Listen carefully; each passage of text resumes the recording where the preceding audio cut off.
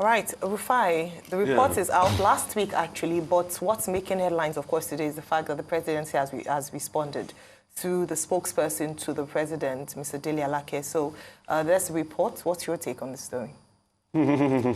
I saw the response of the presidential spokesperson, and I laughed. Humor. Pure humor. You rebuff a report, but you don't have empirical analysis to point out the holes in the report. And he didn't rebuff it. He said it was a badly done job. No, the EU report was a well-done job. Kudos to the EU for empirically analyzing what happened in the elections and putting the report out there. A lot of Nigerians want to forget the trauma of the last elections. An election that promised so much but delivered so little. Is it the same elections that people were divided in Lagos? That town criers were coming out to tell people not to come vote? Is that same elections where people were beaten, blue, black, were hurt, and there was rancor everywhere? That our journalist, Okpe, where are you? Okpe was beaten and punched in the face for going to cover an election? Is this same election that somebody is trying to defend?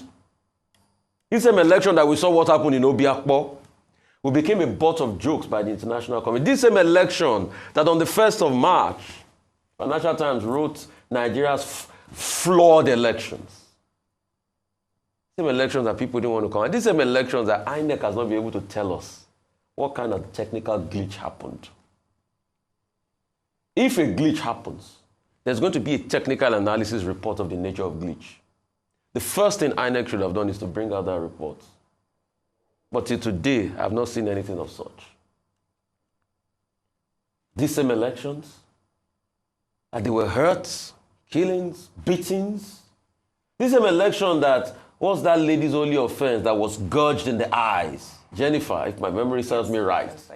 Because she went out to vote, but she said nothing was going to stop me, I was going to vote. These same elections where INEC reneged on its promises. And the defense now is that, oh, they didn't say we're going to... Did you see Mr. Festus Okoye? When our colleague asked him, what kind of technical glitch, he couldn't answer. I said the case is in court. We'll see when the defense opens. It opens today, isn't it? 3rd of July. We'll see when the defense opens. But you see, what we are saying is for us to move a country forward, we need the truth. We have had an elections like this in 2007. But the man that benefited, Umar Musa Aradua, came out to say, I know the elections that brought me were fraught with irregularities. And he gave us the wage report, which is a template for how elections should be today. We shouldn't deny the fact that the elections were filled with a lot of anomaly. 220 million population projected. Only 25 million people voted.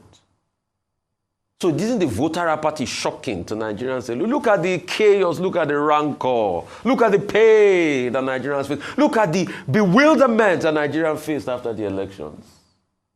But what did the politicians do? They divided us further. EU, thank you for your very good report. Those that have ears, let them hear. Yes, some say it's a poorly done, bad job. I think they too should release their own report. Let's see. As long as they can't pick out the lies in the EU report, let's tell ourselves the truth in this country. If we want this country to grow, we must speak the truth to power every time. And that's what people don't like doing because they benefit from sycophancy. Because these same people that were hurt, all of a sudden, they are going to look for positions the next minute. Atenujeism is killing a lot of people. Atenujeism. They can't tell the truth because of what they want to benefit and going to eat. But I know Nigerian democracy will live tall.